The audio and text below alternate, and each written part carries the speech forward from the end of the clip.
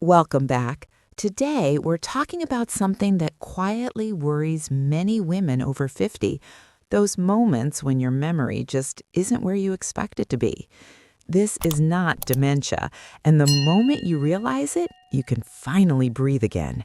You're in the middle of a conversation, and the word you need is simply gone. You walk into a room and stand there, completely blank, wondering why you came. And somewhere in the back of your mind, a quiet fear surfaces. Is this how it begins? I want to offer you something better than reassurance. I want to offer you an explanation. What most women over 50 experience isn't early dementia. It's something researchers now call brain fog, and it has a very specific biological cause. Your brain is going through a significant reorganization in response to hormonal changes. And when we understand what's actually happening, we can support it gently, practically, and without overwhelm. Today, I'm going to walk you through 3 steps that work together as a system to help your brain clear out what it no longer needs, refuel at the cellular level, and rebuild its sharpest, clearest connections.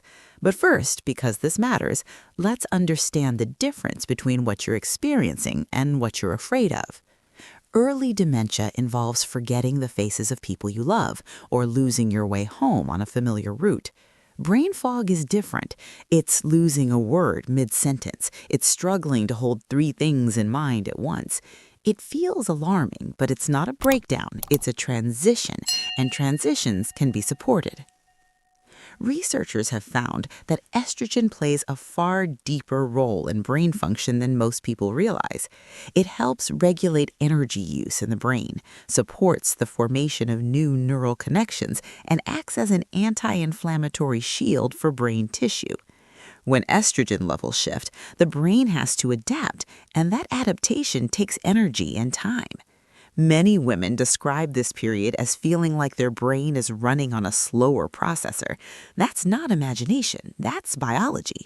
So let's look at what we can do. The first step is what researchers call cellular clearing. Think of your brain as a city.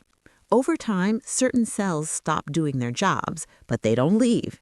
They linger, consuming energy and quietly promoting inflammation throughout the body. Scientists call these senescent cells, and studies suggest that certain eating patterns may help the body begin clearing them out through a process called autophagy, the body's own internal housekeeping system. You don't need to fast dramatically to support this process.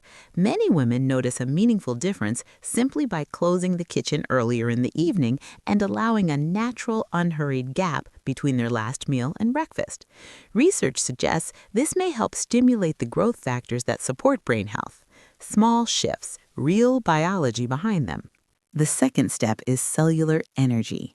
Your brain is the most energy-hungry organ in your body, and the tiny structures responsible for producing that energy, your mitochondria, rely on a molecule called NAD to function.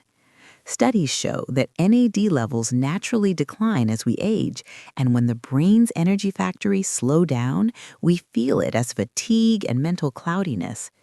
Researchers studying healthy aging are increasingly interested in nutrients that support this energy pathway, not as a cure, but as a way of giving the brain the fuel it needs to do its work.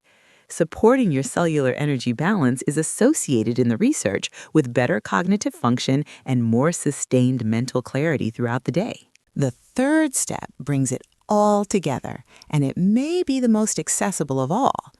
It's the combination of gentle movement with cognitive engagement. Studies consistently show that movement is essential for delivering oxygen and nutrients to the brain. But you don't need long sessions or intense effort. What the research points to is a specific combination: a brisk 20-minute walk taken shortly after a meal. This simple habit may help your muscles absorb excess glucose from the blood directly without requiring an insulin spike. And if during that same walk you're listening to something that engages your mind, a language lesson, an interesting podcast, anything that asks a little of your attention, you create what researchers call a habit stack, the physical and the cognitive together. Studies suggest this kind of combined stimulus helps the brain form new neural connections. Many women who add just one of these short sessions to their day report a noticeable lift in mental clarity within weeks. Here is what I find genuinely encouraging about all of this. The message that memory loss and mental fog are simply the price of getting older, that you have to accept them and move on, is not supported by the science.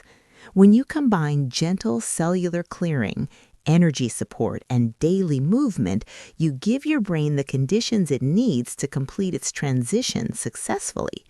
Not just to get through this period, but to come out the other side clearer and more focused than before. You're not declining, you're adapting, and there's a meaningful difference. In our next video, we'll look at 5 small daily habits that research suggests can support your body's metabolism after 50 without restrictive diets or exhausting routines. We'll also explore why something as simple as having dinner a little earlier may make a surprising difference to how you feel the next morning. I'll see you there.